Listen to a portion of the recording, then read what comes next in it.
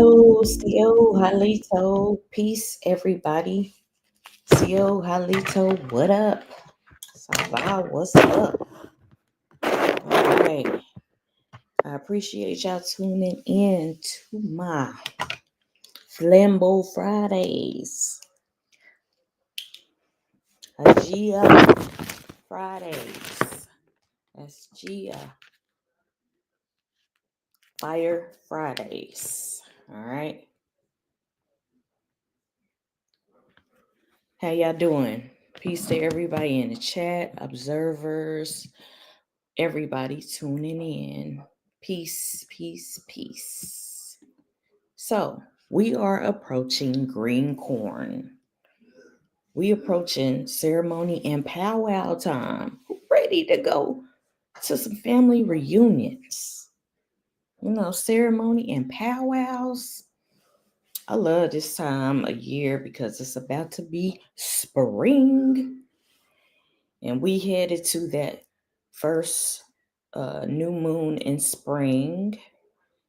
And some will be lighting some new sacred fires on the new moon of spring. Like some of the council houses, they will be lighting some new fires. All right. Don't never let nobody put your sacred flame out. I don't give a fuck who it is. Family, friend, foe, whoever. Don't let nobody put your sacred flame out. All right. So we approaching green corn. Green corn is one of indigenous peoples, one of our biggest sacred ceremonies in powwow time. Powwow is just the public family reunion where you get together with your other indigenous relations from various tribes, various tribal nations. You hook up, you celebrate, just being of indigenous bloodlines, our ceremony, our culture, we celebrate it. It's about being renewed. All right. It's about being renewed in the new year. So it's coming up May, June, July. Southeastern tribes celebrate green corn in those months. May, June, July. So we counting down to green corn. All right. We are counting down. Now, I do my little, affirmations and everything. And I do have my sacred corn pipe. This is attributed to my great-grandmother, whom I spent a lot of years with. She transitioned when she was 95, and she knew herbal medicine. She was our personal family historian, all right? She delved in the herbs and the roots, and she celebrated our indigenous heritage. This is my paternal great-grandmother. She's the one who told me our family was Creek on my daddy's mama side. All right. That my family was Creek and Cherokee. This is what my great-grandmother told me when I was younger. Right? She used to have my daddy, collecting herbs and roots. Of course, she had her daughter doing that, my grandmother. But I learned some sacred ways from her. Just wisdom. She was just wisdom. And she had a corn pipe. She had tobacco, but she had the snuff. She did the snuff. Okay. If y'all was raised around your grandparents or your great-grandparents, you know what snuff is. All right. That tobacco. But they will put it in their mouth. And then they would spit it in like a can. Yeah. And they would sit on the porch and do that. Or sit on the porch and do prayers and affirmations with the sacred corn pipe. So Selu is the great feminine aspect of agriculture, mainly maize, corn today. Corn today is like the hybrid of maize. All right, southeastern tribes in the Americas, North America, Central America, and South America, you will see maize, corn celebrated. So I do have, leading up to green corn, I do have some products if y'all want to, represent, support, and then I'm going to show y'all that, and then we're going to get into some indigenous wisdom about some of our sacred ceremonies, mainly the green corn. Later on, months from now, we'll do the ripe corn ceremony. Info, dialogue. We'll do that. And new fire, sacred fire ceremonies, and powwows. I will be on location and I will be sharing as I go, and fellowship with some of my relations, my indigenous relations. So it's that time of year is approaching for ceremony and powwows. I'm excited to just communicate with my relations out there. Shout out to all my southeastern tribal people and my northeastern indigenous tribal relations. All right. Shout out to y'all. All right. So we're going to get into the products and then we're going to get into the meat and potatoes. We're going to visit The Myth of the Cherokees, the book. We're going to visit that. Let me just show y'all real quick, just an overview. All right. We are going to get into this book a little bit. Myths of the Cherokee by James Mooney. I've been reading this book for some years. And, I look at all the information on the Jalagi, the Anianwaya, Salagi, the Kitawa, Anikitawagi, all the derivatives of Cherokee peoples, the real peoples, and the tribes that make up the Cherokee Nation. All right. So we will be looking at this. All right. Myths of the Cherokee. Let me go to the beginning of the book. They don't really have the picture right here. Right here. Myth of the Cherokee. All right. Myths of the Cherokee. We will be looking at this book. All right. We will be looking at the story of corn. All right.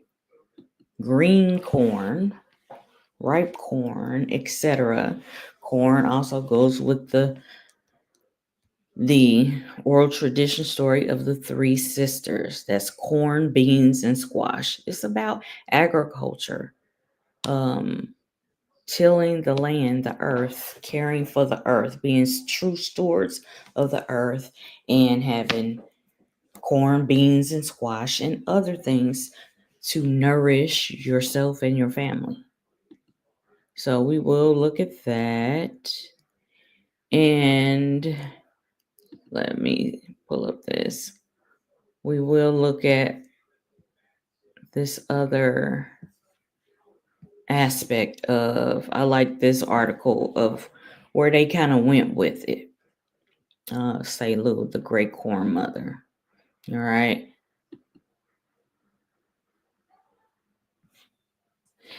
Also, we will visit going to the water.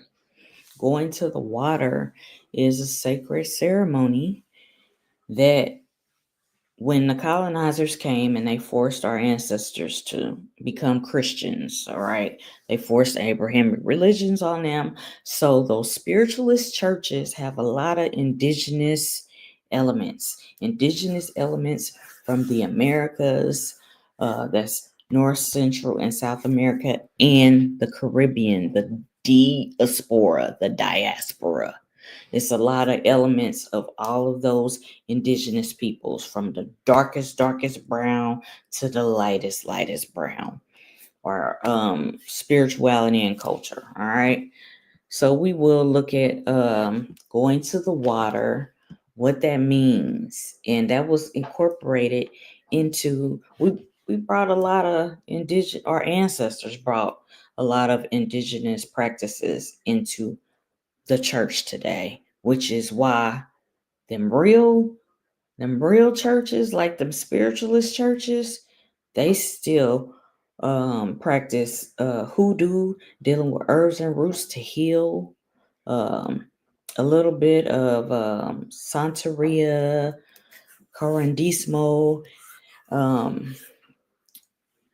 Espiritismo, you name it, Umbanda, all the derivatives, voodoo, etc.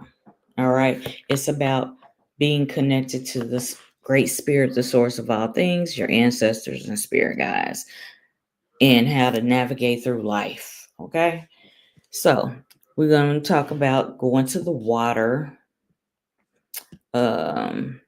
This one was a cool one.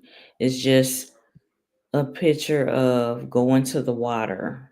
We had our sacred waters, our sacred springs, like here in Missouri and Kansas. That's where Wakanda Lake is. Wakanda is in North America. Okay. I have went to Wakanda Springs, Wakanda Lake. It means great spirits, healing waters. Okay, that's in the Lakota language. Wakanda. Wakan is great spirit's name, the source of all things in the Lakota language. All right. So this is, going to the water and being purified and cleansed. Taking different herbs and roots to induce, getting all them toxins out your body, whether you vomit, throw that shit up, or you shit it out. And you go to the water and you get a cleansing. You might dip down in there. Indigenously, you do that. Like in voodoo, you do the head washing, even the hands and feet washing. Those are indigenous practices. A lot of those, even getting filled with the Holy Spirit, we called it being mounted by the Spirit, or the Spirit of Great Spirit rising up in you. We had different names for it. So, indigenous practices, Criollos, Indios practices are all up in our spiritualist churches, them powerful churches, them churches that I grew up going to their revivals, and they had them tents and everybody had on white, and we going to the water. They still had them herbs and roots and putting oil on you, and not just olive oil. Some oils and tinctures infused with herbs and roots to heal you. All right. They were serious. Okay. So this is a part of, like, all right, so a lot of tribal nations, they may have 7 or more sacred ceremonies. They are patterned after what happens in the heavens, like new moons, full moons, and especially what's happening in the earth, like the seasons. Okay, you got spring. All right, spring, summer, autumn, winter. It's all about birth, life, death, rebirth, resurrection. It's a constant cycles of life. Okay. So this is talking about the agricultural aspect of the seasons. All right. The earth is about to spring forth, and you're about to see flowers and herbs and roots growing strong and tall, etc. In maize, corn was the star of the show, and it's not even a show, it's real life. So we're gonna visit this a little bit. All right, but the premise is basically it's about Selu, the great corn mother, which is just the feminine aspect that showed the tribal nations and the children um, basically how to survive, nutrition, etc., how to make a home, a community, um, being the beloved women and the warrior women. Okay. And how to respect and honor the earth that we live on. Peace, Maya She Gully 4149. Peace. Peace to you. So we're just talking about Selu, the great corn mother. We are honoring that aspect. Is just a personification of agriculture and how the earth, grandmother earth or mother earth, depends on your tribal nations that's in your bloodline. They may refer to her as mother earth or grandmother earth. All right. How she gives us nourishment, and corn, maize was an important one. Okay. So let's look at this. All right, I'm gonna just show the products if y'all want to get the products and wear it during green corn when you go to the ceremony and powwows, because green corn is big, and especially in southeastern tribal nations and some of the northeastern ones, really all over. Maize, corn today, the hybrid version is celebrated. All right, especially in the Americas. All right, let me go here to the store. All right, I'm just, I am doing a little promo. If you use the code green corn, you get 5% off your order. All right. So this is my store. If you go to my link tree, and my link is in the description. All right, all my links. My link tree, you would just, this is my link tree. You would come to my link tree and you will hit links or shop. All right. I also, okay. So this is the links, right?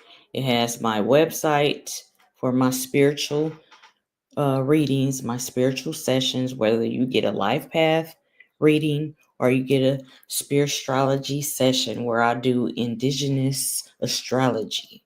All right. So these readings are basically spiritual life coaching. All right. And my YouTube podcast, my store. So you just click this, shop. This is my store right here. All right. So use the code green corn. You get 5% off your order.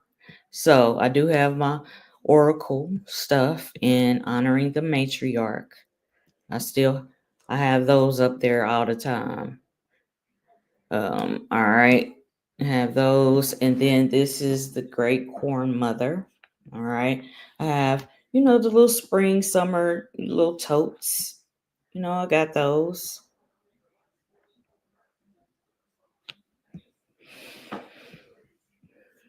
And we got the, it's about to get hot. I got the t-shirts.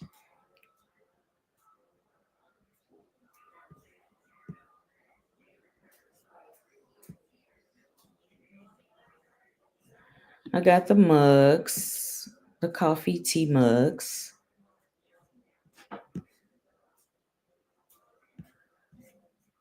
The white shirts, or you can get black.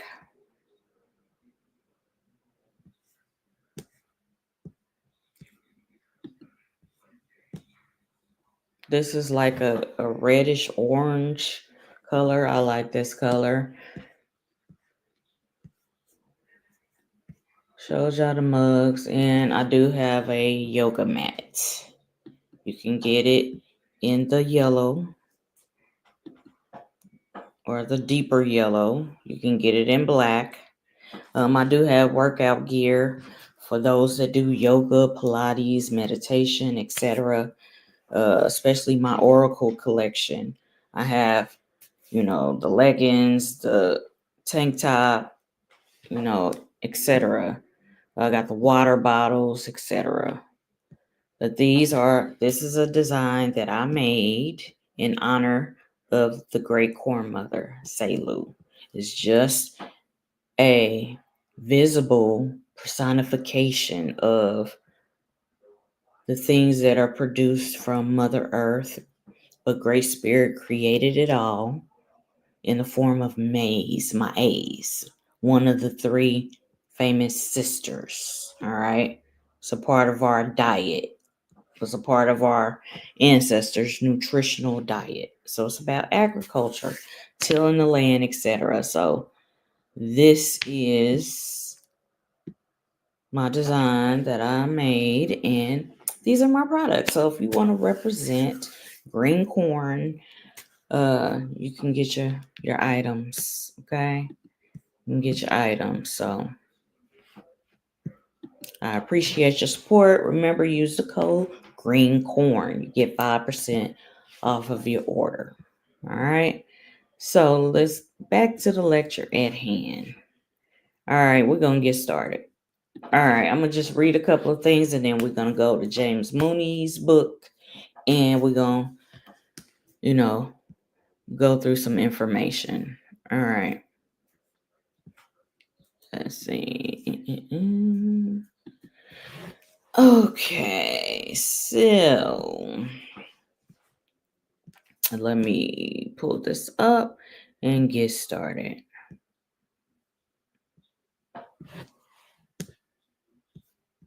Where is it at? Okay.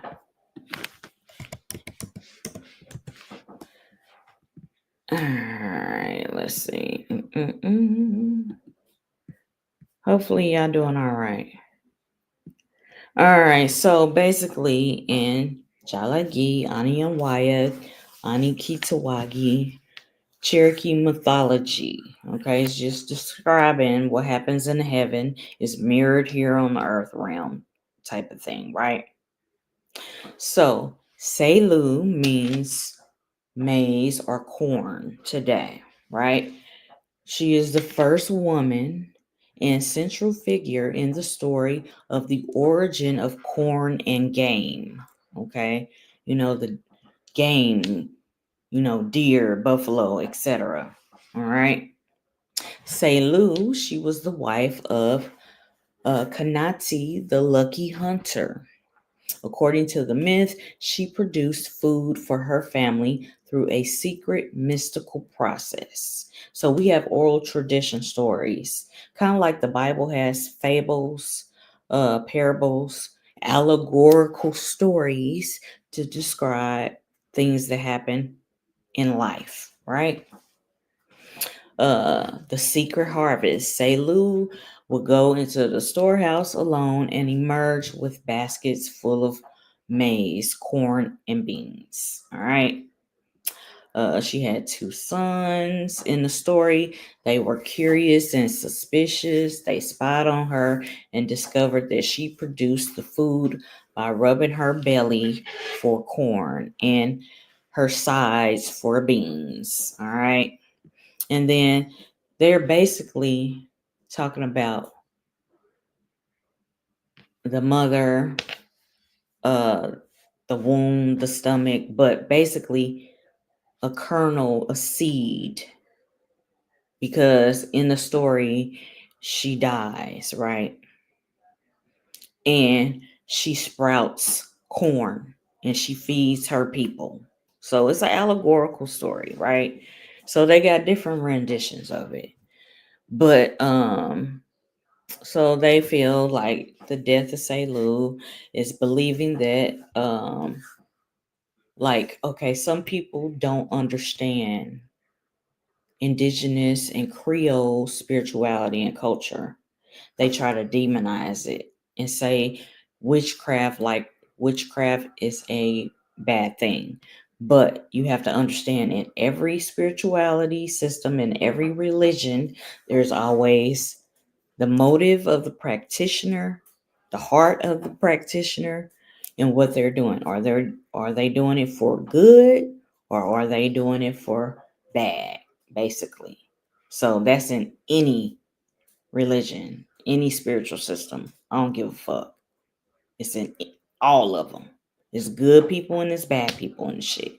It's people that really, excuse me, want to do good for their family, their people, their community, etc. And then it's people that want to cause chaos and havoc and fuck shit up. It's always somebody like that, right? So in this aspect, her sons that she was doing, negative witchcraft, but she was not, right? But she knew their intent. She gave them final instructions. They were to clear a patch of ground and, kill her. How they say the seeds, they die, right? And then they birth forth, right? It says, drag her body in a circle over the bloodstained earth 7 times. This is the story of Selu. This is what I'm describing, right? So, the story of Selu. And basically, she will sprout forth corn maize. The origin of corn, wherever her blood fell, corn began to grow. This myth explains why corn must be cultivated through hard labor and why it only grows in specific places. All right? This is just about, how to grow corn basically. All right. So, but she is a pillar of how a mother or the women feed the families and the tribal nations. They feed them with nourishment, physical nourishment, vegetables, fruits, herbs, roots, and spiritually, etc. All right, let's go here.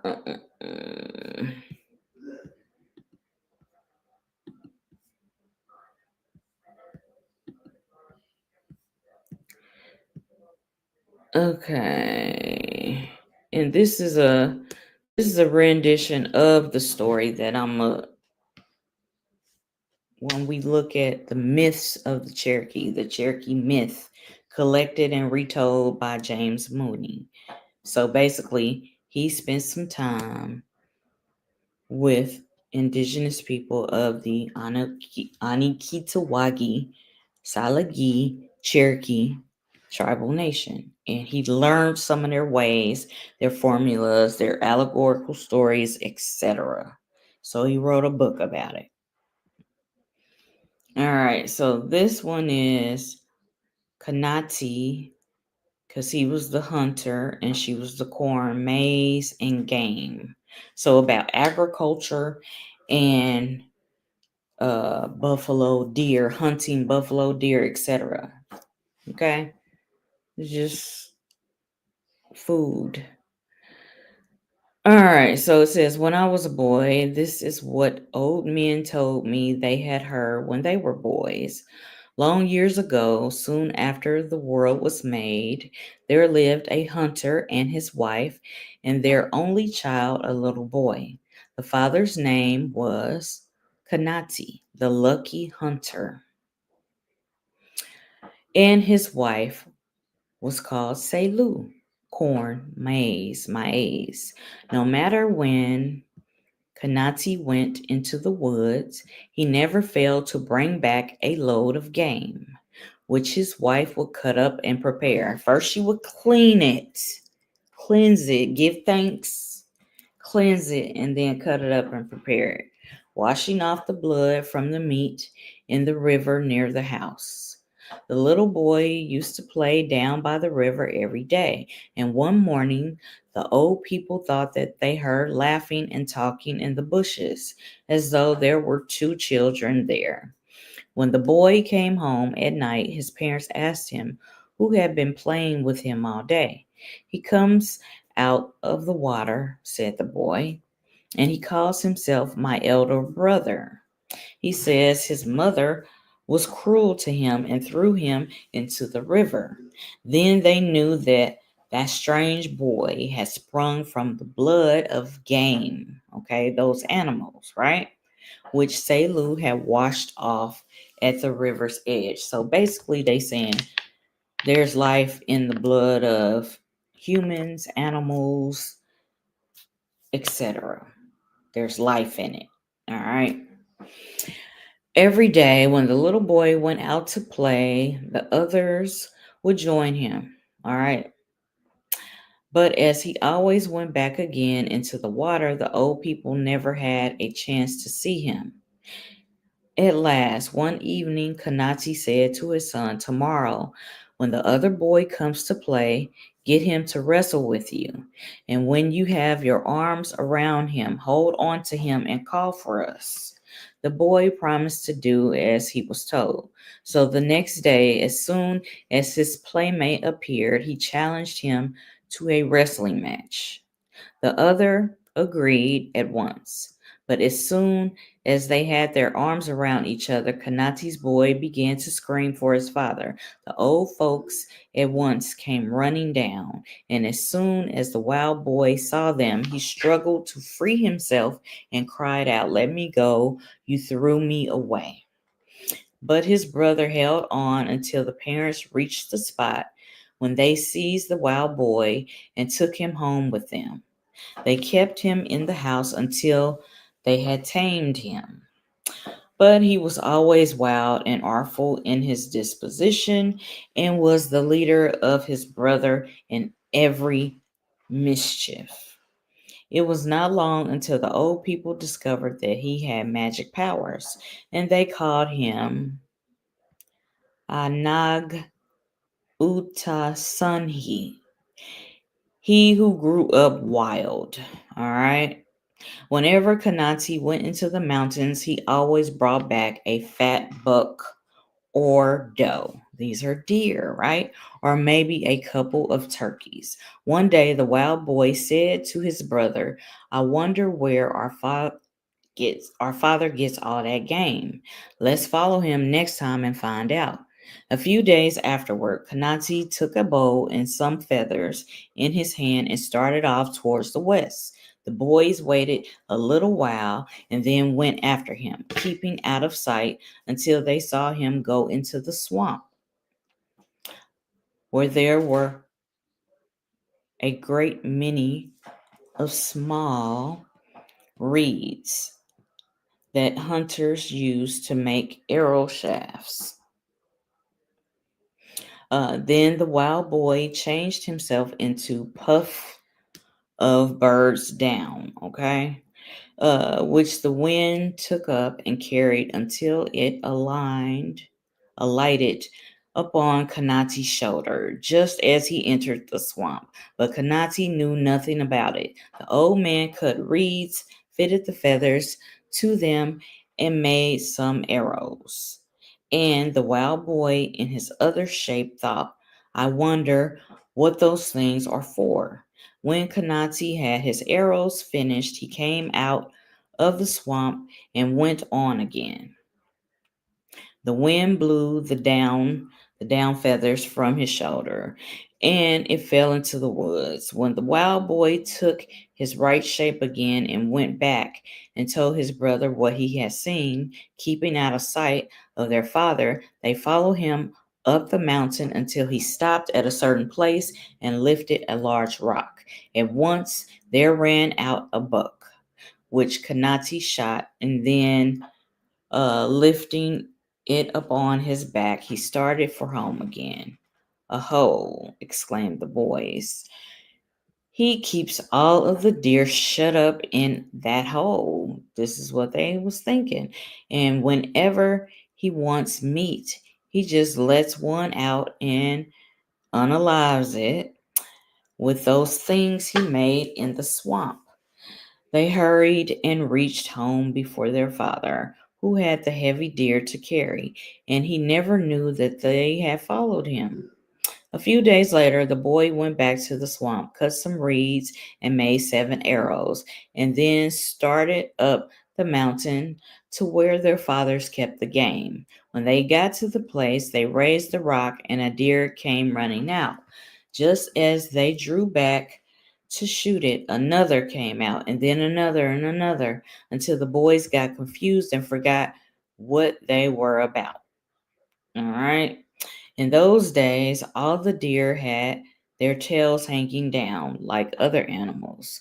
But as a buck was running past, the wild boy struck its tail and his arrow with his arrow so that it pointed upward. So our ancestors had these stories to describe like how animals, insects, of course, birds, sacred birds, how they got their colors, their stripes, their designs, how they got everything.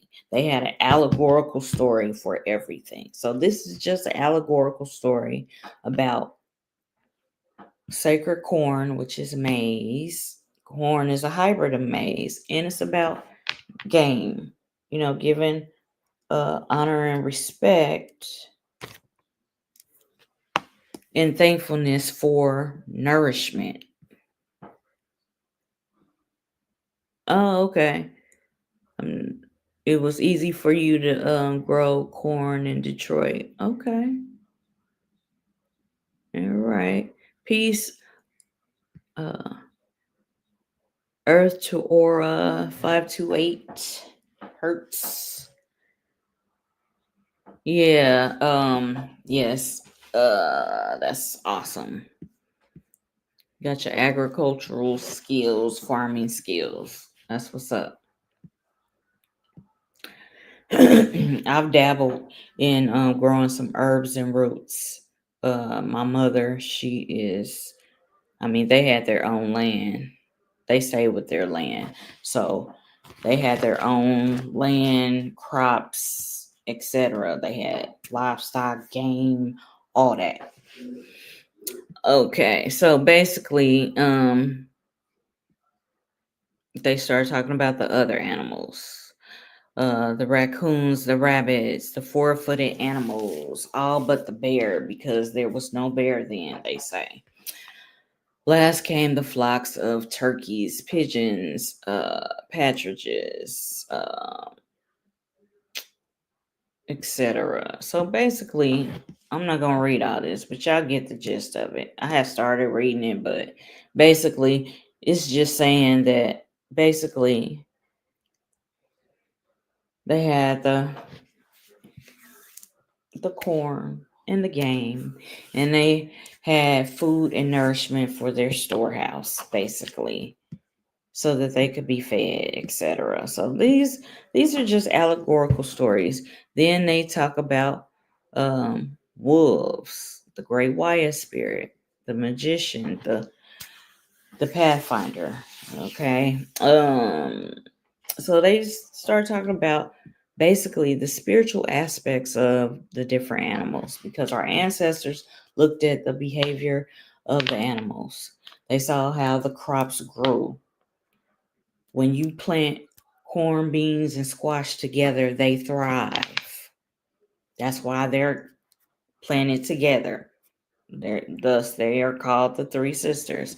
So they did a lot of things, and this is just basically an allegorical story to describe how they viewed, herbs, roots, plant life, and game.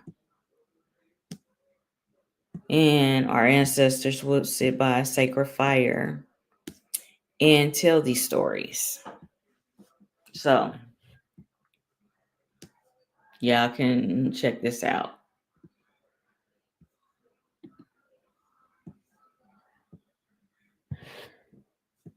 So, all right. So, right here, the Green Corn Festival. This is what we are focusing on. This is what we counting down to. Green Corn Festival. I got my sacred green corn pipe. My sacred corn pipe. Period. Like my granny. All right. The Green Corn Festival ceremony. And we're going to have some powwows, some public powwows, celebrating new fires and the first fruits of the year was an important spiritual event. Now, it says contact with the colonizers and the formation of the USA in 1776 adversely affected the Cherokee Nation. After much persecution and discrimination, the Cherokee were forced, not all of them. Now, we know the Cherokee Nation is made up of several different tribal nations, right? But some of them were forced to move to eastern Oklahoma. All right. So some of them stayed in North Carolina. And so this is, okay, how the world was made. The first fire, Kanati and Selu, which I just, kind of briefly read. The daughter of the sun, how they brought back tobacco. I did revisit the tobacco ceremony like towards in January. So if you're new to my channel, you can look at my Flambeau Fridays playlist or my Enigma Solvers playlist. I'll go over the tobacco ceremony where you do prayers and affirmations, etc. You give an offering to Great Spirit of tobacco, how tobacco was made, the allegorical stories about how it was made.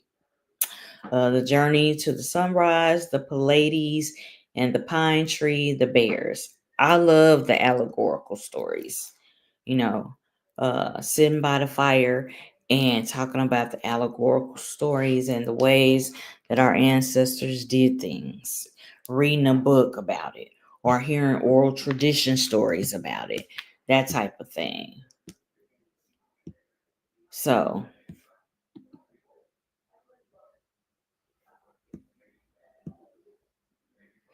this is about, of course, when we have ceremony time, there's always a sacred fire. There's always a fire keeper. All right. Now we have to be basically fire keepers with keeping the sacred flame of our ancestors' spirituality and culture, their ways alive, keeping that sacred fire lit. In that aspect, we are sacred keepers of the flame or fire keepers. But in ceremony, there is an unofficial fire keeper. All right. And then this is a story about how fire came to be. All right. And you need this fire for the ceremony. And in the new moon, first new moon of March, that's going to be March 18th, 19th, first new moon, that's when there's going to be a lighting of a new sacred fire. All right.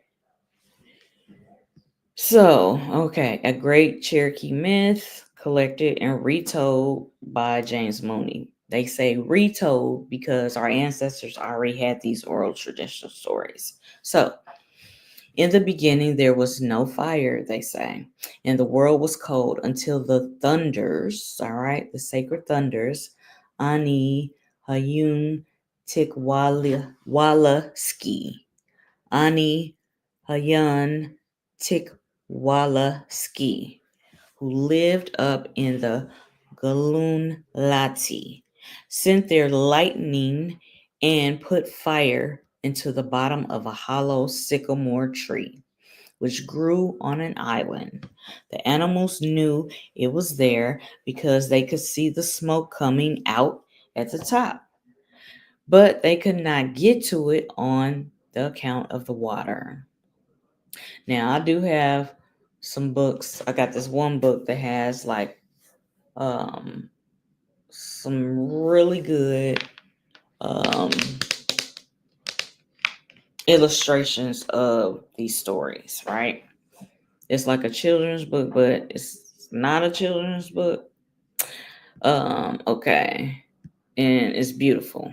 So they talk about like everybody who tried to go and grab the fire. I'm paraphrasing. So the raven, which is Gulana, offered. All right. He was so large and strong, they thought he could surely do the work and go get the fire. So they sent uh, Gulana first. He flew high and far across the water into the sycamore tree. But while he was wondering what to do next, the heat had scorched all of his feathers black. That's why the raven is black. They came up with all these allegorical stories to tell a story of how, like I said, animals got their markings, just like we get tattoos and shit, and we have different features and marks, beauty marks, freckles, whatever. How we have things that are unique to us, animals have these unique markings too. So next, they sent the little screech owl, Wahoo. All right. So Wahoo decided that he was gonna go. All right. He got to that hollow sycamore tree, and a blast of hot air came up and nearly burnt out his eyes. He managed to fly home as best he could, but it was a long time before he could see well, and his eyes are red to this day. Then the hooting owl, Uguku, the horned owl, the Tuskegee went out. By the time that they got to the hollow sycamore tree, the fire was burning so fiercely that the smoke nearly blinded them, and the ashes carried up by the wind made white rings around their eyes. They had to come home again without the fire. All right, but with all the rubbing of the eyes, they were never able to get rid of the white rings around their eyes. Now, no more birds would venture out, but this little snake, Uksuhi, a black racer, said that he would go through the water and bring back some fire. He swam across the island and crawled through the grass to the tree and went in by a small hole at the bottom. The heat and smoke were too much for him. All right, so after dodging about blindly over the hot ashes until he was almost on fire himself, he managed by good luck to get out again at the hole that he went in, right? But his body had been scorched black. So you have the black racer, okay, snake. So, all right, he came back, the great black snake, Guliki, the climber. He offered to go for fire. He swam over to the island. So everybody had their little turn, right? And they came back different. All right. Now, it was the birds, the snakes, they went, right? And now the four-footed animals went. All right. They went over there to where the fire was, the first fire, right? The lighting of the first fire, the new sacred fire, right? So you have the water spider, right? Kanan Iski, May Ihi, the water spider, okay? The water spider. She said she would go. This is not the water spider that looks like a mosquito, no, but this is the other one with the black downy hair and the red stripes on her body. That one. She can run atop of the water or dive to the bottom, so there will be no trouble to get over to the island. But the question was, how could she bring the fire back? They wanted to bring the fire back, right? All right, she said she'll manage that. All right, the water spider, she said, I'm going to handle it. All right, she spun a thread from her body and wove it into a tusty bow, which she fashioned on her back. Then she crossed over to the island and through the grass to where the fire was still burning. She put one little coal of fire into her bowl and came back with it. So the water spider was the one. All right. She was the one. She's the fire keeper, the keeper of the sacred flame. So this is why we also look at that symbol. My nose is sweating.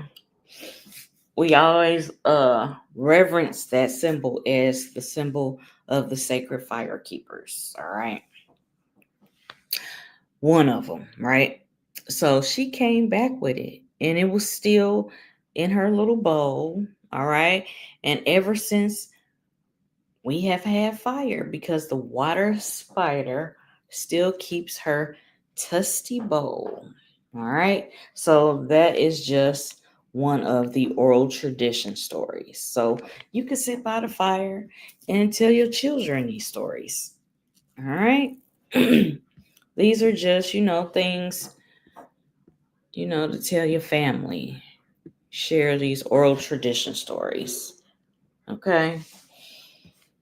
So that's something that is needed during a ceremony, right? And then briefly, before we look at the book for real, we're going to look at,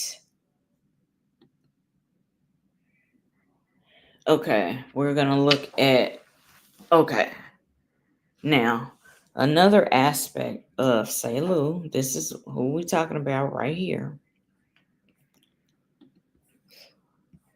The great corn mother, Selu. We're talking about her, right? So this is talking about, here we go. I appreciate y'all just rocking with me. I love going over spirituality and culture of my ancestors, of our ancestors. We may have common themes. Okay. I love the similarities and the parallels. Okay. All right. Symbolism and what the things, what they mean, etc. It all is just awesome to me. All right. So, all right. Now with Selu, the great mother, in that allegorical story about her twin sons, all right, they grew suspicious of her actions and believed her to be a sorcerer, a witch, and they threw this in here. But our ancestors had medicine people and people that delve with the herbs and the roots and the spiritual realm. All right. We had different words for that. All right. Or seers, etc. If you are a Nawati, a Gaya, a Delacquaski, or you a Anidohi, a spiritual messenger, or you an Elikchi, a Pisatima, you are a seer. You see in the spiritual realm and in the earthly realm. So, all right. So basically, we did kind of go over this, but before Selu, before her death, she instructs her sons to basically plant her, bury her, so that basically she's going to sprout forth more corn, more maize, right? And feed her family and the community. All right. The great Selu, she is viewed as the first mother and the bringer of life. With this story, it explains the origins of agriculture and matrilineal practices. In the context within Southeastern tribes, gender roles, the myth highlights a matrilineal society where women were the primary farmers and owners of the land. There were spiritual rituals, the green corn ceremony, marking the harvest and the new year. Marking the harvest and the new year. This is our new year. Green corn, that's our new year, right? It is central to many southeastern tribes, honoring the renewal of life and the gifts of the Corn Mother. You have similar legends, traditions that exist in other tribal nations, the origins of crops and sustenance, etc. All right. Even with the Chikora, features the little people and the introduction of corn to the tribe. So, general context similar. All right. The Corn Mother myths exist in various forms across the Americas, often representing sometimes how mothers, the women, they sacrifice for the people that they love. They go hard for the people that they love, their family, etc. Right? So, it's basically about the creation of food, corn, beans, and squash, etc. Right? All right. So they just have different renditions of this story. Right? So we're gonna go here. Where is the tab? And let me show my disclaimer real quick because I've been sharing, I've been sharing some things. Let me go to my disclaimer just so it's on record that I showed it today. So, leading up to green corn, we're going to be revisiting different aspects of the Great Corn Mother and different aspects of ceremony, how different tribal nations celebrate green corn, and how there's a lot of similarities and parallels. Okay, so my disclaimer, copyright disclaimer. What I'm sharing here is allowance is made for fair use under Section 107 of the Copyright Act of 1976. Allowance is made for fair use for purposes such as criticism, comment, news reporting, teaching, scholarship, and research. Fair use is a use permitted by copyright statute that might otherwise be infringing. Nonprofit, education, or personal use tips the balance in favor of fair use. There you have it. All right, so let's look here. Where's the site?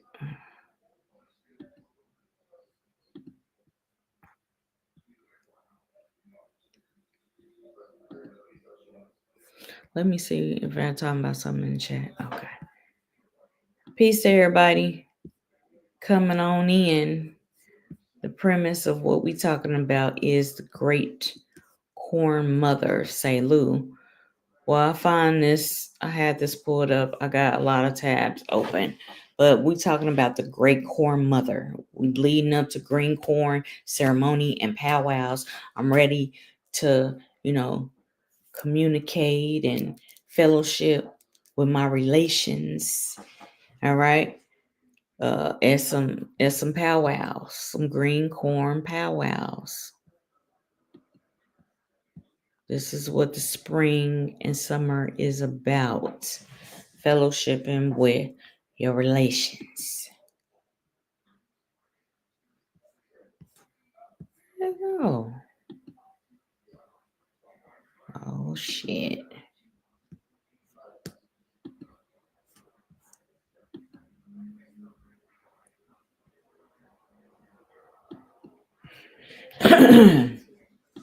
Okay, so this is the book, Myths of the Cherokee, right?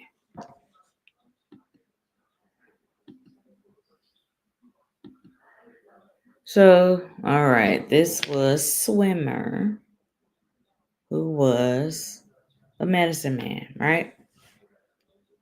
So he learned some things.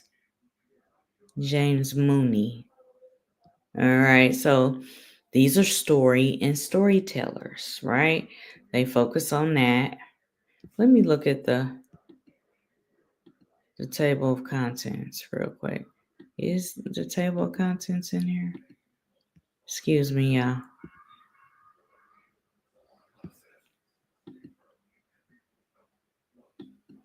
I have this book too. Let's see. And it's some good stuff right here. Oh shit. Wait a minute. Let me go here.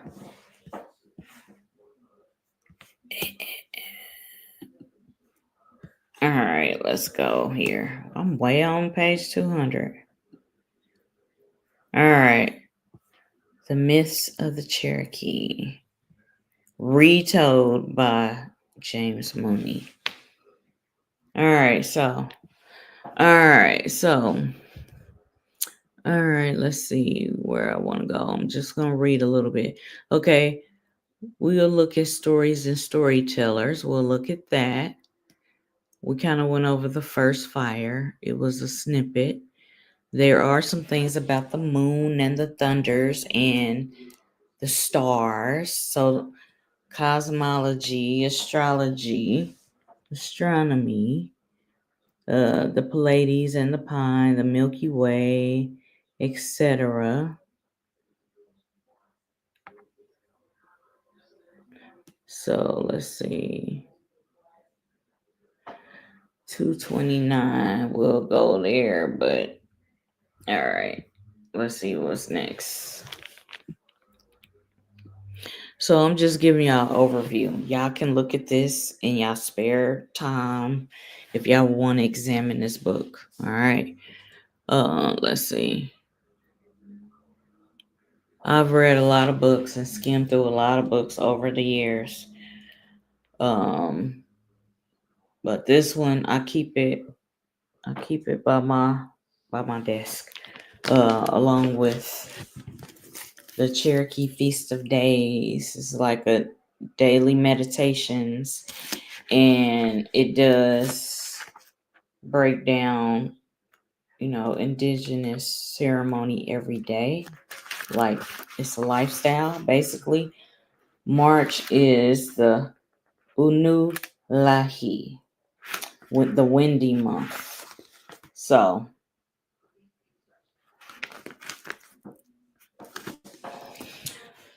but it's a lifestyle. A lot of the good things that my indigenous Creole and indigenous ancestors did, some of those things I have incorporated it into my daily, monthly life, etc. So some of it, a small bit of it, I knew about growing up, but as an adult, I really have dived in deep about the different ceremonies, etc. Okay, so all right, they have a lot of oral tradition stories about the wolf, the red bird, etc., the eagles, all the sacred birds, etc. And they have the words, the Jalagi Kitawa language, Atagahi, the enchanted lake, etc. The hunter and Selu, we did go over that because this is about green corn. All right. In springtime, that's when your garden, your land, your crops get to sprouting. All right, you get a harvest. It's about the harvest time and the sacred new fire renewal. It's our new year, right? So let's see. There's a lot of oral tradition stories in here, which I love. I love this type of shit. And much respect. Okay.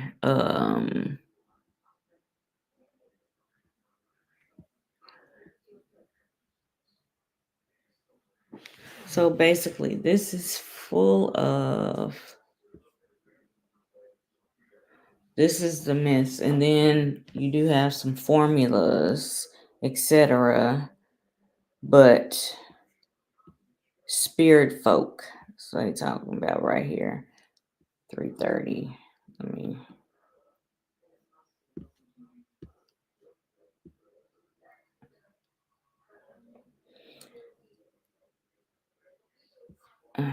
Jalagi, Ani, Jalagi. They have some definitions in here, etc. So this is a cool little book. You just basically you compare, take, fact check that shit. You take what's real and what resonates with you. All right. They even have the kettle in here. So this book is just a good book source because I like to give book sources. I do. The Chara.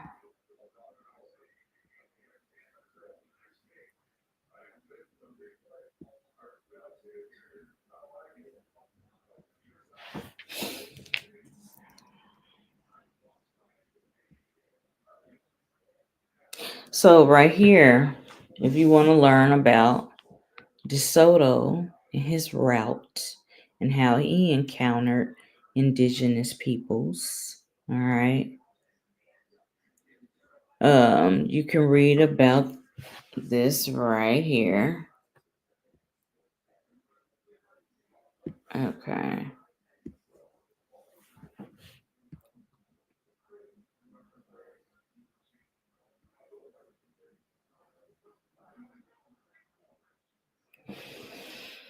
So they mention, different Cherokee towns. Walla, a town in present Habersham County, Georgia. A Cherokee town, Qualachi, the head of Chattahoochee River, etc. If you want to, read into this, you have the Walla is the territory of the Suwali or Sarah Indians or Sarah Indians, Chara Indians, Ani Suwali, etc.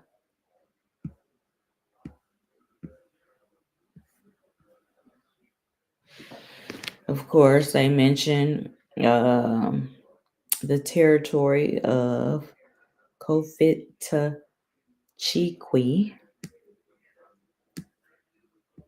So they mention a lot of stuff in here. So if you want to read up on the Kitawa, Ani Salagi, this is, a pretty good book source. There are some other books. I have a list of books, and I can share those periodically. Some good books that are accurate, especially different parts of it. Espiritu Santo. Espiritu Santo. Yeah. So, y'all wanna check out this book, okay? You have this one, The Myths of the Cherokee, and you also have, let's see. And don't forget, check out that Sacred Text website. They got a lot of books. You can download that stuff. Yes, I like hard books, hardcover books. I got some books in my collection, but I do have a lot of PDFs that I have printed out. And I have, over the years, I have went in and highlighted. I read so much shit. I got so much shit in the archives of my brain. And when somebody talks about it, I'll be like, okay, I've read that before. Oh, I know about that, etc. So just learn your genealogy, learn your ancestor spirituality and culture, and then you can celebrate the ceremonies, because you done celebrated all the colonizers, all they fucking celebrations and shit. Some bug in here. The one of them flying fucking bugs that like the light. Must have came in when I opened the door. Excuse me.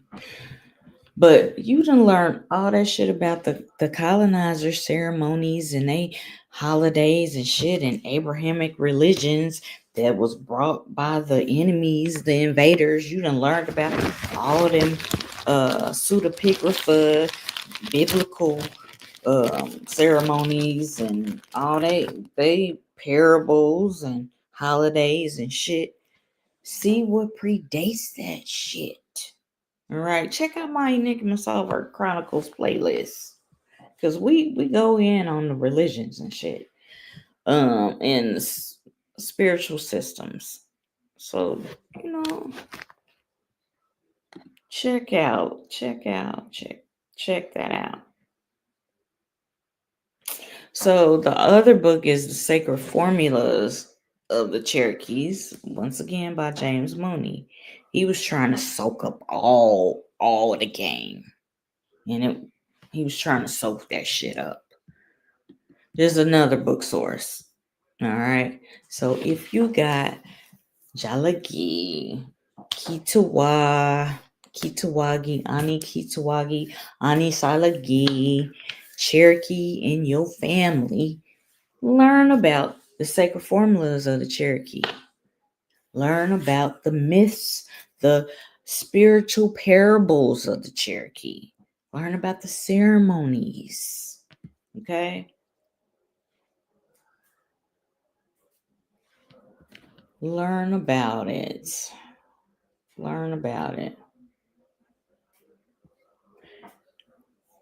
So this one is another good little source. If you want to, just, deal with the book knowledge, Sacred Formulas of the Cherokee, James Mooney.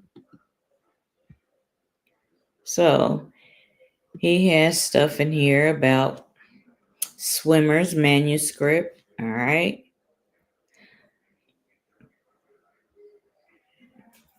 Gatig Wanast T, the Belt manuscript, the Gahuni,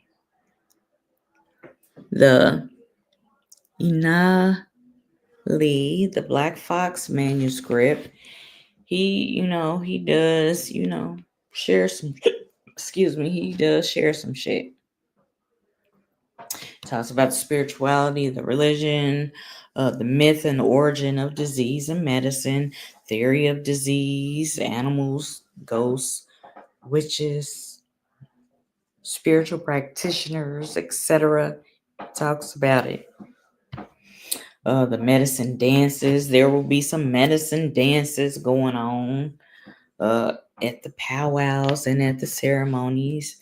He talks about basically the spiritual aspects of Great Spirit, Great Mystery, color symbolism, medicine,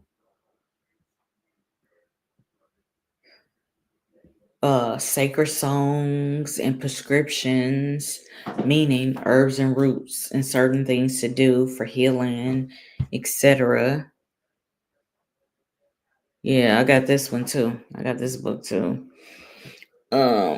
Yeah, so it's a lot of information in here. These are just book sources. I ain't even trying to be on here forever tonight. But I did want to share some good book sources with y'all, because I love the Sin by the Fire and sharing those oral tradition stories and those parables and just reading about it. And talking to elders and soaking up truth. soaking up different accounts.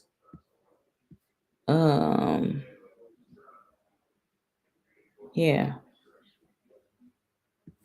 To help warriors. Juanita. So it's a lot of stuff in here, of course. Yeah, he know how to look into you. Yeah.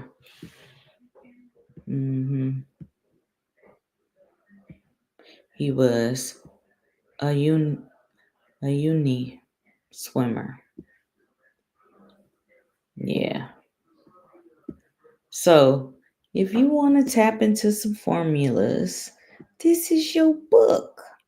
It's your book, one of them. This is one of your books, okay? And another book is Creation Myths of the Creek Indians, too. I've looked at that. All the tribal nations that I know about that are in my genealogy, I have looked at how they practice spiritually. And I know I talk about some things, but I don't share everything. It's a time, and a place for everything. I know things that people say I shouldn't know, etc. But I've been researching shit for a long fucking time, and I just love our people. Our people. Our people were the epitome of spirituality, the epitome of culture. I love this shit. I love it. And a lot of times I sit back and just let other people do their thing, talk, and, speak their speech. But I have a love for the truth and ceremony, ritual, spirituality, and culture. I love it. So, anybody got any comments or questions? Because I know sometimes I got to do better with looking at the comments and shit. My cousin Bear brought that to my attention. She was like, I was in there and I shouted you out. But that was on one of them videos. I was on here for a long ass time. But, of course, we honoring the matriarchs. Green Corn, the great Selu. All right. The personification of agriculture, the first woman, the giver of life, etc. Then you have Unet Lanuhi, you have Ahoni, you have a lot of women in tribal nations that they highlight the women that had the spiritual, mental, and physical nourishment. All right. So, y'all can check that out, these books. But I am going to talk about going to the water really quick. And I love how they kind of did this one site. And we will go over some of the things what happened with Chief Redbird. But here we go. All right, let's talk about, because in ceremony, when you are becoming when you lighten a new fire, a sacred new fire, you do have to go through like a purification, spiritually, mentally, and physically, right? So going to the water, like I said, indigenous and Creole practices are in those spiritualist churches, them one spiritualist churches, okay? All right, so going to the water, a living sacred tradition of the Cherokee, the Anianwaya, Jalagi, Kitawa. All right, so let's see. All right, so now, of course, traditional stickball, right? They talk about that. But I want to get to the meat and the potatoes. All right, expression says, we begin in water and return to water. The water in our mama's womb. All right. All right. And so we do this ceremony in basically like in the womb of the earth because we live on the earth realm, right? Okay, so ritual bathing or immersion is not unique to the Cherokee. Of course, it resonates within the historical roots of many cultures or communities. One may think only of the practice of the Christian baptism, which is a knockoff, all right, or the Hindus and their special relationship with the sacred uh either the Nangas or the uh Kanejis, all right. So basically, let's go down here because they trying to compare it to all these things, right? So the Cherokee practice, however, all right, is going to the water. All right. This person, they said it was new to them. All right. So the sacred meaning of water within American Indian culture. All right. All right. They give, some little references. All right. In Cherokee cosmology, the river has long been personified as the long man. Gun Vahida as Gaga. All right. Whose head lies in the mountains and feet stretched to the sea. Long man or long person was a revered figure among the Cherokee, called upon for strength and cleansing as one who provided water to drink for cleanliness, food, and numerous cultural rituals tied to medicine and washing away bad thoughts and sadness. All right. As for particular water rituals of the Cherokee, the best, all right, most accessible treatment, they encountered this, right? So it says, going to the water, a cleansing practice performed every morning to start the day. Right. But it's like going to a sacred body of water besides your shower in your bathroom. Yes, you can use that as a cleansing purification ritual. Yes, you can. But this is about going to a sacred river, lake, or spring. All right. Um I hate them commercials up in here. All right, a ceremonial dip in the river was thought to wash away illness and bad thoughts. Cherokees they bathe at the new moon. Okay, this new moon in March. That will be some lighting of a new fire, a sacred fire. All right. And of course, green corn, you're going to have a sacred fire at ceremonies, at powwows, all that, right?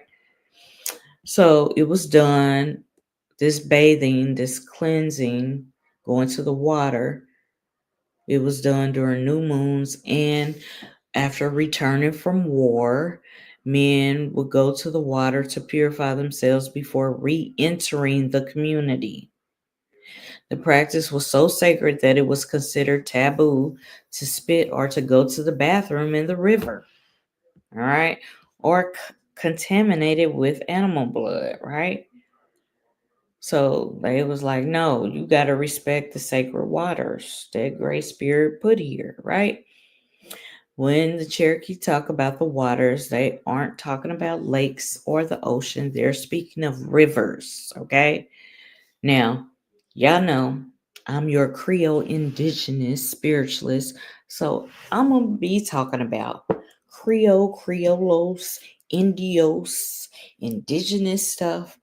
I am the ancestral shapeshifter, so I'm going to be tapping into my Creole, Criollo's ancestors, spirituality, and culture, and my various indigenous tribal nations in my bloodline. I'm going to be tapping into their spirituality and culture. So, all right. Just so you know, I'm throwing that out there. All right. So, now in this aspect, they're going to rivers. Speaking of the rivers and the watershed as a whole. All right. In Western North Carolina, there were no lakes. Lake Lure, Fontana Lake, all these lakes are all recent. They are man made, they are hydroelectric lakes. The Cherokee towns were situated by rivers and always on the west side because in the going to the water ritual, they faced the east. All right. A lot of different uh, tribes and other cultures, you face the east, right? So it says, all right.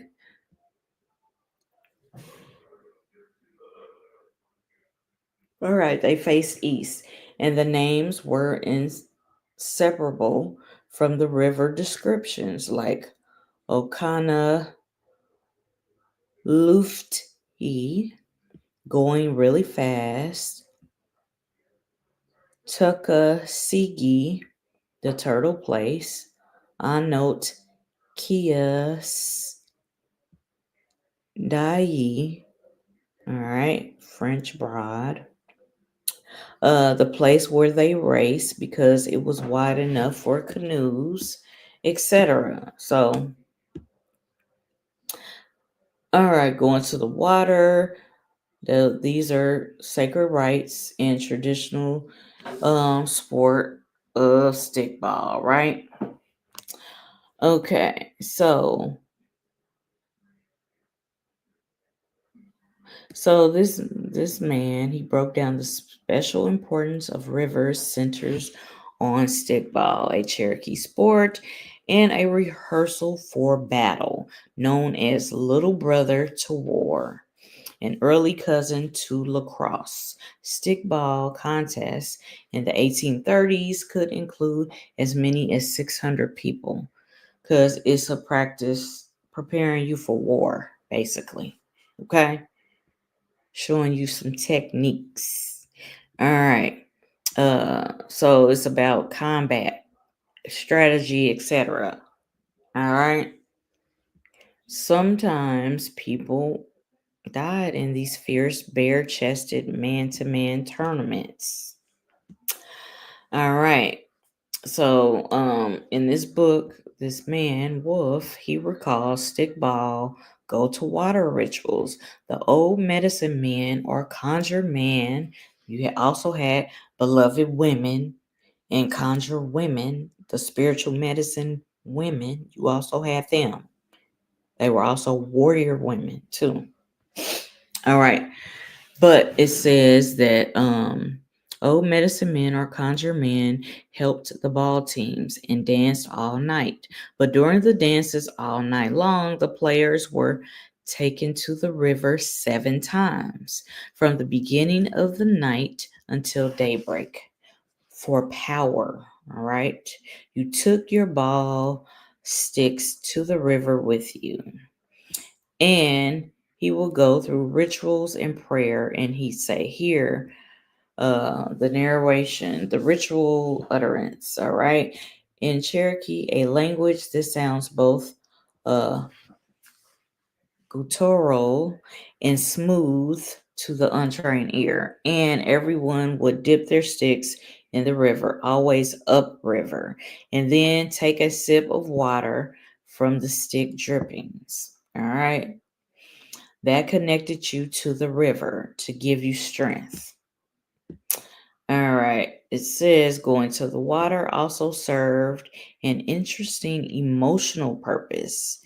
Go to the water before the game, yes, and during the night to try and make bad things happen to the opposing team. They was doing some conjure shit, right?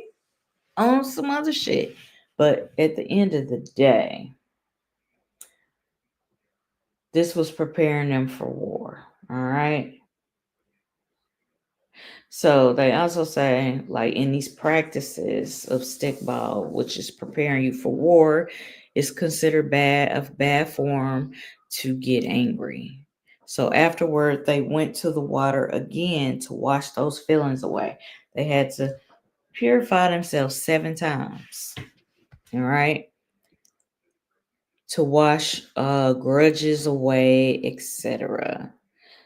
Wash all that shit away after y'all play the sacred stickball game. Wash that shit away. And even after the men went to war, they washed that shit off before they entered back into the community. Because you don't want to bring that energy back into the community or into your home. All right, it says women were involved as well, participating in the last dance ritual right at daybreak. Women also played the sport until 1870, when they were banned because the game was thought to be too rough. In 2000, they began playing again. All right. So the man that wrote about this, Jerry Wolf, they named a highway after him. All right. They do have this article right here, this 10-page article of the Cherokee River cult.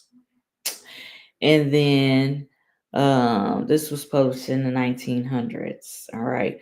Mooney's other classic works on Cherokee history and culture can be found in most any area library, right?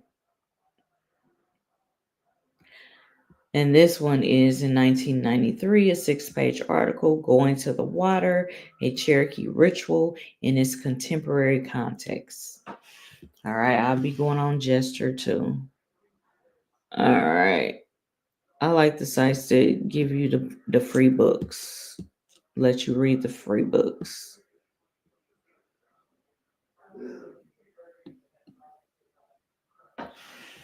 Oh, they don't have it. Let's see. Because I used the link from here, I've gone to Jester, JSTOR. Oh, they got a preview of this one though. Just a preview. But this is Going to the Water. Like I said, indigenous Creole and indigenous spiritual cultural practices made its way in the spiritualist churches. This is how the colonizers' little churches, temples, synagogues, all that have life because Creole and indigenous people were the source that kept that shit alive. When ain't no Creole or indigenous people in your little churches, it's dead. It's so hollow up in there, right? So this is another one, Going to the Water, a Cherokee ritual in its contemporary context. And of course, they always try to, compare it to Christianity, an Abrahamic religion that was forced on our ancestors. All right. All right. So basically, also, it talks about the traditional Cherokee people describe themselves as being water people. Rivers are seen as the long man with his head in the mountains and his feet in the sea. I read this earlier. This living being plays an important part in stories and legends, those oral tradition stories, right? Those allegorical stories. Water can be a pathway to another world, as in stories of the Nunehi. All right, water can speak and give answers to people who are fasting and praying. The ritual of going to the water takes place at a stream or river. This ritual was at one time, for some still is, a daily practice. It may also be done for specific reasons. Another traditional ritual using the sweat lodge, of course, includes plunging into water to close the ceremony. This is different from going to the water. So you either do a going to the water ritual or a closing of a ceremony when you plunge into the water.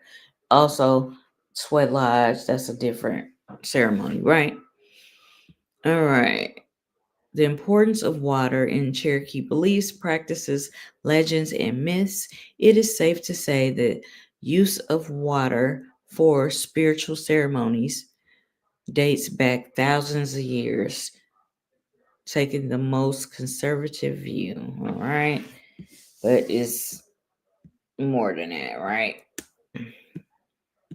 So they only let us read one page of this, but y'all get the gist. So if y'all want to know about the going to water ritual, you done did it in your church, but you were saying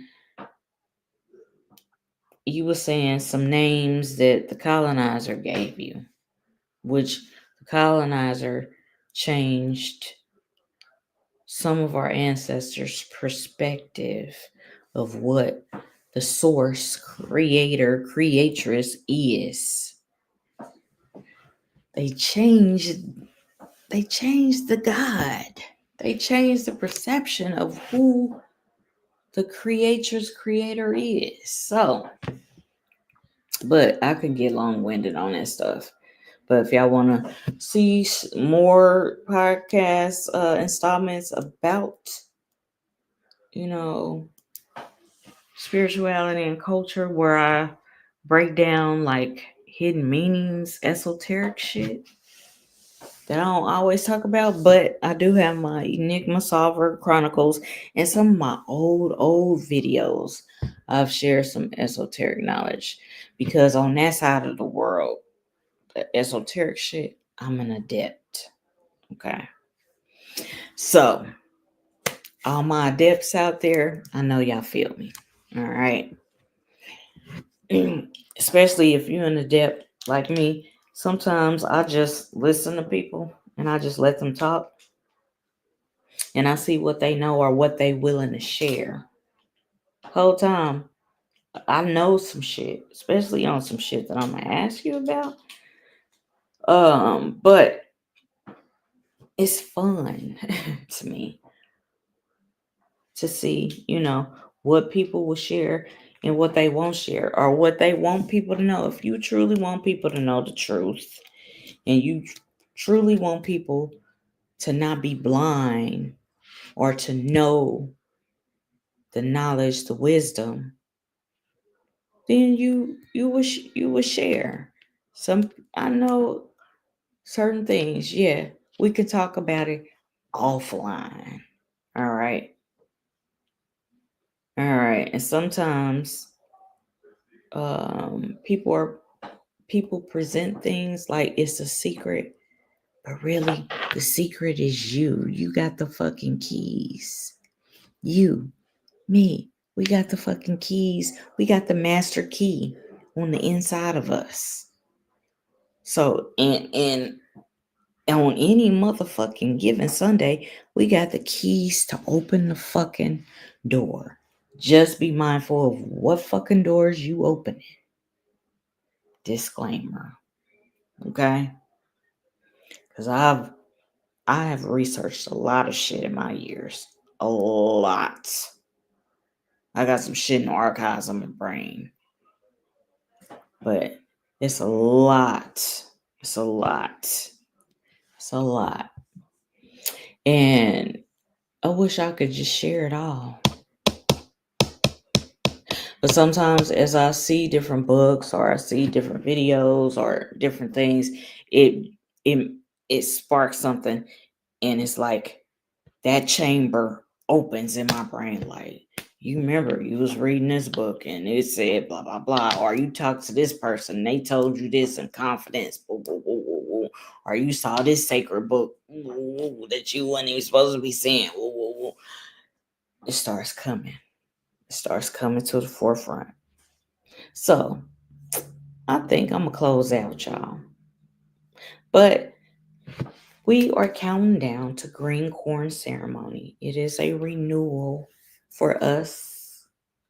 This new fire, new cycle, new beginnings, purification, cleansing.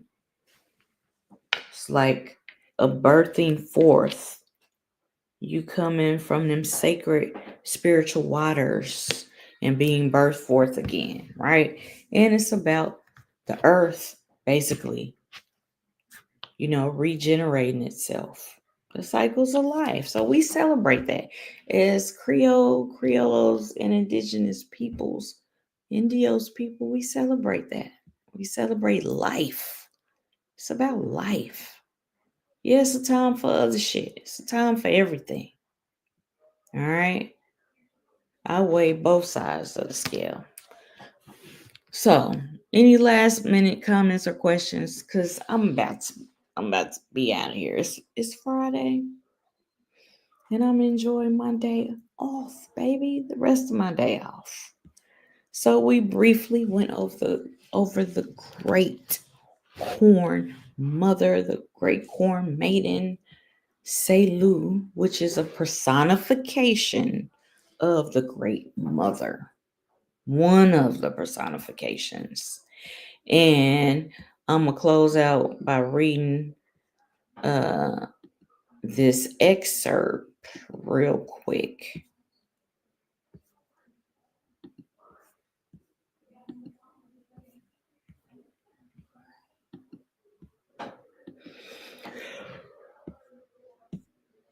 Oh, you know why I'm yawning? Because I got a lot of sleep.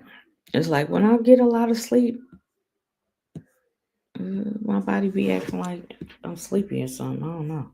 But anyway, let me pull this up.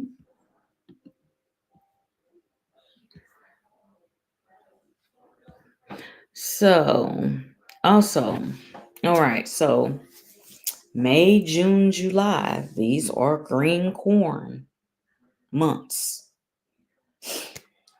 Depending on your tribal nation, you're going to celebrate in May, June, or July.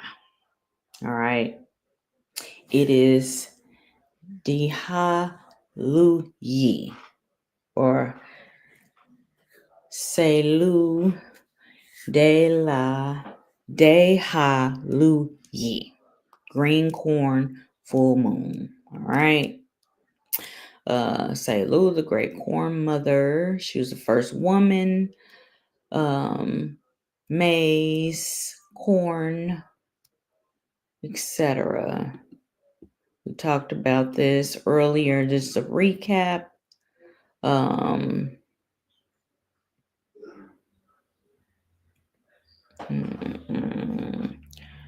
So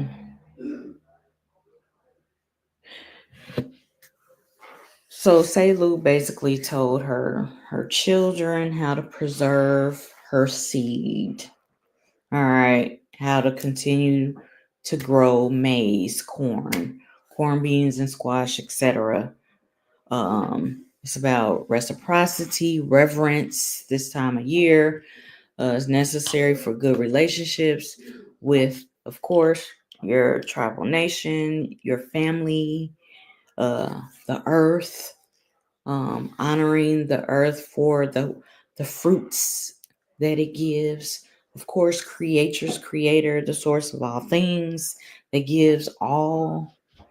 So it's just a reminder that, it's a time and place for everything. Selu, on one aspect, they say, okay, she doesn't punish. She's a nourisher. She's a nurturer. All right. Also,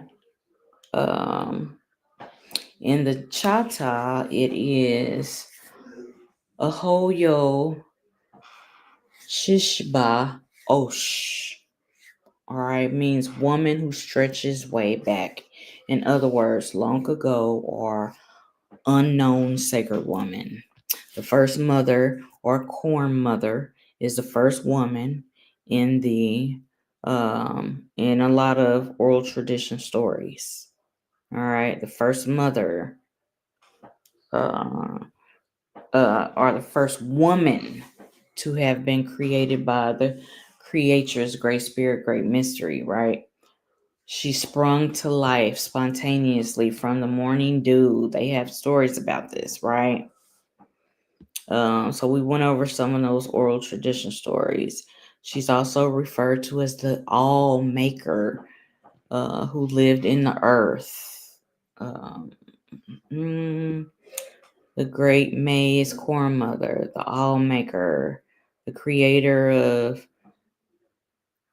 basically agriculture, right?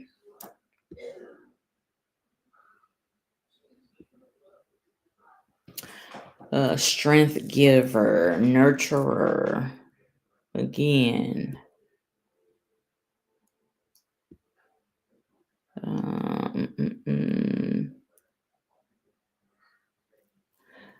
When you want food, or how to find food, or how to grow food, you can draw from, or speak to the Great Mother to show you how to do it, basically. I don't know why I'm sweating. I don't even got the heat on high because it was warm outside today. I don't know why I'm sweating, but anyway. So basically, I know this was a laid back, chill Flambeau Fridays. This is a steady flame. I'm the keeper of the flame. Sometimes the flame is blazing hot. Sometimes it's steady. It's a time and place for everything. So tonight was just, laid back. And I plan on doing at least 2 of these a month leading up to green corn ceremony. Because I said to my fam, my subscribers, the people that rock with me from years ago up until now, the new people, I said that I will start, showing my channel some TLC and doing more stuff on my channel. Now, spiritual readings, spiritual sessions, indigenous astrology, I still do that. If you want that, the link is in the description. All right. I do personal ones. I don't really do the general ones anymore. I may bring back the monthly forecast where I do a general reading forecast for all spirit animals and zodiac signs. I may do that once a month. But you want your spiritual one-on-one shit that's tailored to you, you can get at me. Right. Yeah, I was kind of laid back and just chill about it, but I appreciate y'all rocking with me. And Mia, she, T Gully.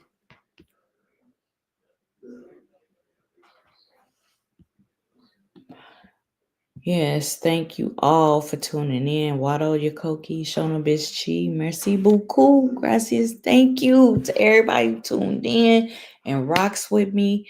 I'm showing my channel some TLC at least a couple of times a month. Y'all can also see me on my partnership channels. All right. Let's see. So basically, y'all get the gist of the great corn mother, say Lou. And if you want to get your merch, y'all want to support. I appreciate y'all. Y'all can hit up, my store and get you some green corn gear. It's kind of basically, celebrating the feminine aspect. So I really expect, women to get it. But I do have a little sale. The key, the code you want to use is green corn, and you get 5% off your order.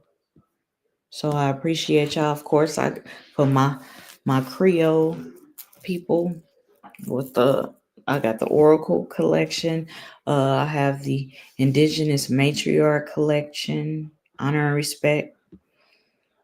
I got a little bit of everything. I got bathroom sets. I got yoga, workout gear, everything. I got a little bit of everything. But this is the highlight. The great corn mother, say Lou for the green corn. Yes, we celebrating leading up to green corn. So you can use the code green corn, 5% off your order. And I may see y'all at a green corn ceremony or powwow near you. It's a lot of indigenous events coming up, festivals. I see our people doing more. They having indigenous fashion shows, and because we just came out of carnival season, y'all know I was on fire. Now, my sacred fire was blazing during carnival Mardi Gras time. With this, I'd be more chill because it's about, of course, purification and ceremony, etc. But it's also about celebratory too. And this is kind of like another side of things, like my Criollos side. We go hard, and we also have things for sacred inebriation. But on the indigenous side, it's more. Yeah, on the Creole side, we do herbs, roots, all that, and we have sacred inebriation. We got a balance of things.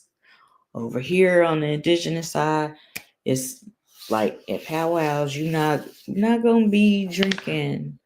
You're not gonna be getting sacred inebriated unless you gonna be having a spiritual high just off of some herbs and some roots.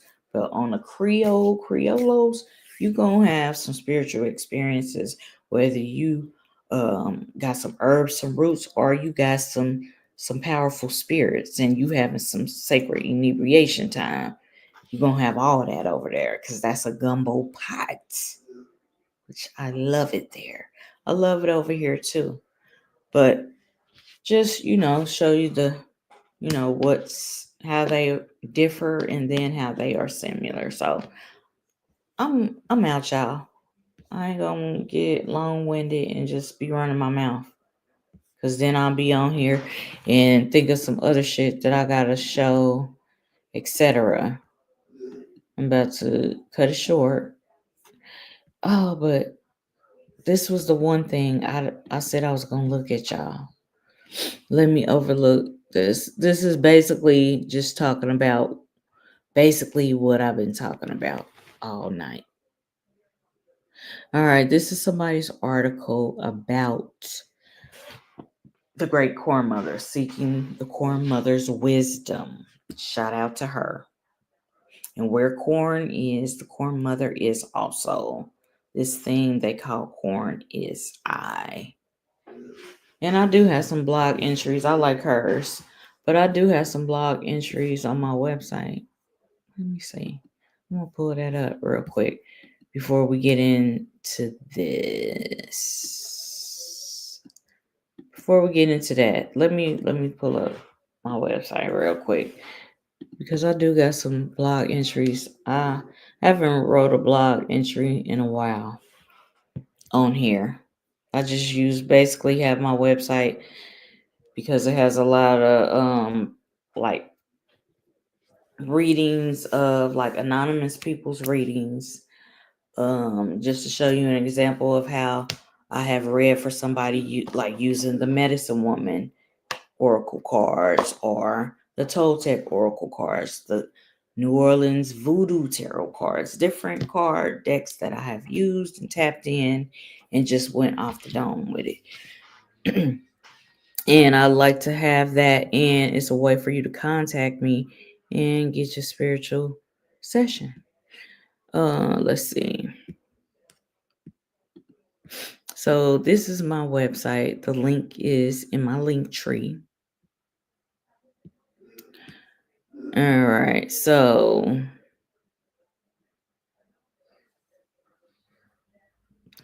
So this is like, I do have some videos of me giving a spiritual session with the Toltec oracles. This one is the Native American Tarot. You can get my merch. This is the New Orleans Voodoo oracle cards. And then some of my journeys where I went to places, sacred places like Chichen Itza, of course, New Orleans, Louisiana, different mountain sites, etc. Poverty Point, Cahokia, blah, blah. I don't mean to say blah, blah, blah, but several different sites. My promotion, and see, I need to update this, but this is my promotion. You can get 3 sessions in a month. You could get 3 sessions. This is the suggested love gift. Yeah. Oh, all right. And so this is my blog entries. I do have a lot of blog entries.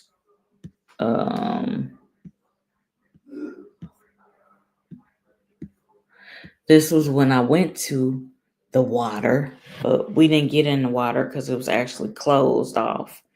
Wakanda Lake, Wakanda Springs. We went there. Wakanda is in North America. So this is about going to the sacred water, getting cleansed and purified. So this is one on the Kansas side and one on the Missouri side, but this is Wakanda Springs. Great spirits, healing waters. Back in the day, some of our ancestors journeyed over there and they had purification ceremonies where they went to the water, which is one of the rituals that I broke down. All right. And then they did this, they rebuilt this to simulate what it looked like back in the day, but the lake is behind there. Wakanda Springs, that's me pointing at the sign. This is a rendition of Great Spirits Healing Waters. They used to go to this sacred, it was a spring. They used to go here for healing, purification, cleansing purposes. And this is a depiction of it. All right, Wakanda Springs before 1870. So this is about ceremony and ritual, because we are counting down to green corn. And this is the marker. It shows where the original one was. And then some people had bought it. And then they tried to bottle up the water and sell it to people. Some colonizer type people bought it and had a water company and was trying to sell the water afterwards. But the marker is there, etc. So, and I just, wrote about it and some information about it. And right here, I think this is something about the great corn mother. Yes, it is. And beloved women, the beloved women. I usually go in close to Mother's Day too on this for the Gigas, the beloved women, the warrior women, and then the Holy Topa Ishki. All right. So this was a piece of Selu in the museum. All right. We have the Great Corn Mother. So I do have some, some blog installments that I've written over the years. And it just breaks down the role of the Cherokee beloved women. The Cherokee were a matrilineal, tracing family relations through the mother society, and thus their fields had always been controlled by the women. Um, Agriculture, women of great influence became known as beloved women, often working behind the scenes in shaping decisions. The role of the Giga, or the beloved woman, was the highest one to which a Cherokee woman could aspire. The name Giga, or beloved woman, also translates to war woman and was usually awarded to women warriors or warriors' mothers or widows. Much responsibility went with the many privileges of this rank. Among the privileges of the beloved woman were voice and vote in general council, leadership of the women's council, in honor of preparing the black drink tea used in ceremonies to purify. It was given to the warriors before battle. And they say also with the Panther clan, you do have the blue holly, so that is incorporated in the drink, etc. Um, they also had the right to save a prisoner already condemned to execution. They could adopt people, etc. Cherokee beloved women could exercise all of these rights. In addition to this, they will serve as their people's medicine woman, sage, conjure woman, medicine woman, wise person, or guide, the oracle, basically, the seer. All right. Another of the beloved woman's duty was as an ambassador or peace negotiator. All right. A long haired clan. Right. Peep them out.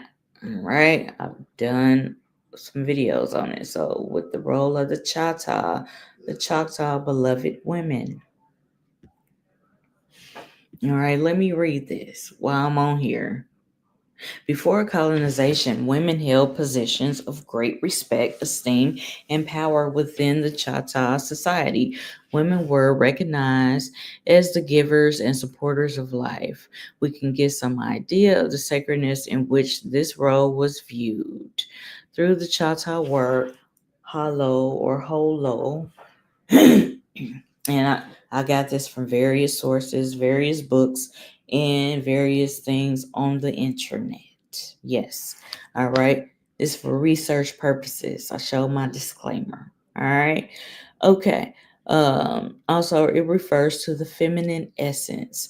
From this term stem the other Choctaw words such as iholo, meaning to love, hulochi, to sanctify, and holitopa, beloved or holy. In traditional Choctaw way of thinking, women in general and mothers in particular are likened onto the earth. All right, and we just talked about the great corn mother, the earth, nourishment, maize, corn, beans, squash, the three sisters, etc. Right? We just talked about that. All right. Mothers in particular, all right, were likened onto the earth, which makes life possible by providing gifts of sustenance, nutrients, shelter, and even physical bodies we live in. Women did the same for their families. A common name for Ninawaya, the Great Mound in Mississippi, that according to ancient Choctaw creation stories, that the Choctaw originated. All right, and I also have Choctaw blood. If you're new to my channel, I am the ancestral shapeshifter. I tap into my Creole and indigenous ancestor spirituality and culture. So therefore, I have different bloodlines through my blood, through my DNA. Okay. So we have the Chata have originated, all right, these creation stories. It is the most sacred place on the landscape. The Nene Waya, the Great Mound in Mississippi. All right. So it says, it is also known as Holitopa Ishki or beloved mother. Clearly, Choctaw women were beloved. Some of the virtues that Choctaw society valued highly in women and mothers are evident in common names that Choctaw women carried. A number of these names contain the word Ima, meaning to give. For example, Hotima means she who looks for and gives. Pisatima means she who sees and gives. Champatima, she who buys and gives. Other common Choctaw women's names in and ona, meaning to arrive here. By example, Hotona, which means she who seeks and arrives. These and other names show us that early Choctaw women were respected for demonstrating the virtues of generosity, industry, and perseverance. Just as today, early Choctaw women fulfilled many vital roles for their communities, families, and tribe. Central to all of these roles was that of life giver. Expectant women were revered, husbands fasted for them, and children who dared to poke fun at an expectant mother's growing belly stood the risk of being reprimanded severely by the elders. Women secluded themselves at the time of delivery. This was considered the height of the female power. And men were not allowed in the vicinity for fear of harm coming to them and to the baby. The traditional Choctaw society family lines followed the female rather than the male side. Exactly the opposite from this Euro American, basically colonizer society, patriarchal society. Choctaw individuals inherited their Ishka, Iksa, and clan from their mother. During tribal functions, the children sat at the fire of their mother's family, while the father sat at a separate fire with his own siblings and the children of his sisters. All right. The family house and most of what was inside, it was considered to be the property of women. If a couple chose to break up, the man would take his weapons and move into the house of his own family, and the children would go with the mother. If a wife died, the property went to her children and biological family, not to her husband. Similarly, in the event of a mother's death, the children went with the mother's family, not with her father. Choctaw women worked hard to support their families with a particular confidence and dignity. Women produced the majority of food eaten by their families, assisted by males during field clearing and harvest. It was only fitting that the women, the givers of life, had sole charge of the fields during the growing season, which we approaching it, right? In fact, according to some Choctaw oral traditions, it was a supernatural woman, a Hoyosh Shisba, who gifted corn to the Choctaw people in the first place. Besides gardening, women gathered greens, fresh fruits and vegetables, tubers and nuts, and from the woods to balance their family's nutrition. So, fruits, nuts, berries, herbs, roots, vegetables, etc. Right? They prepared and served it too. Although they got a lot accomplished, their domestic work was not that of a slave to their husbands. Far to the contrary, Choctaw women often worked in groups with singing, laughter, and they say gossip that made tasks enjoyable. Many early Choctaw women were fantastic artists. They made basic everyday utensils and articles of domestic life with creativity and artistry. Hats, artistry that is truly inspiring. Women were the primary creatresses, custodians of the Chata arts, basketry, textiles, and pottery. Chata girls practiced these arts so that they would be able to have their pick of young men for a husband when they came of age. Women often went with their men on diplomatic missions to other tribes and to the colonizer groups to negotiate with them, huh? All right. Some of those colonizer commentators believe that it was a mark of savagery for Choctaw men to bring their women because they didn't understand matrilineal societies, the colonizers. They just belittled they women and said, nah, y'all just the little women and shit. But not the Cherokee or the Choctaw matrilineal societies. All right, tribal nations, matrilineal. All right, so they did honor uh the woman, her wise intuition, and she did accompany her man, her husband, on these missions. Okay, when they was going to negotiate, etc. All right.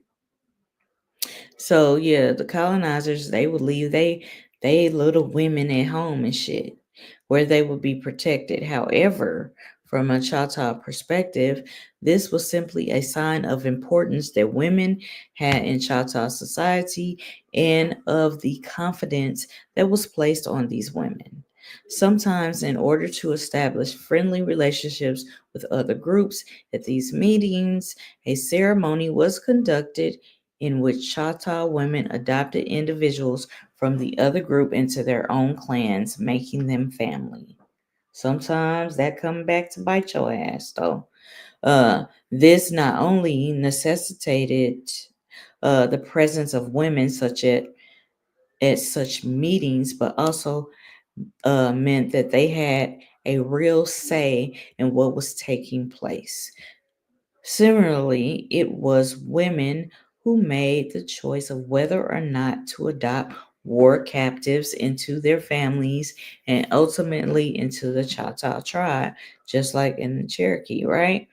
Choctaw women often served as motivators for their families and communities and did whatever was necessary to support them. Some women served as alikchi or seers, doctors, medicine people. Sometimes Choctaw women temporarily accepted the role of chief when their husbands died. Hereditary power is said to have been passed to girls when there were no male heirs, right? Although it was the man's role to protect, the community, fight, and if necessary, unalive some people, be the warriors. All right. There are records of Choctaw women carrying weapons to protect their families, tracking fleeing enemies, and carrying their husbands' quiver of arrows and shouting encouragement to them on the battlefield. In 1541, at a place called Mabila, a battle was fought between the ancestors of today's Choctaw people and the army of the Spanish conquistadors led by Hernando de Soto. The Spanish chroniclers record that after most of the Choctaw warriors had fallen, the women picked up their fallen husbands and fathers' weapons and fought the Spanish. They was like, "Oh, we about to go to the motherfucking, we about to go to war." Beloved women, warrior women. I'll go to war about my family, people that I love, that I truly love. I'm gonna go to war. So I feel that. That's also that Libra energy. That's that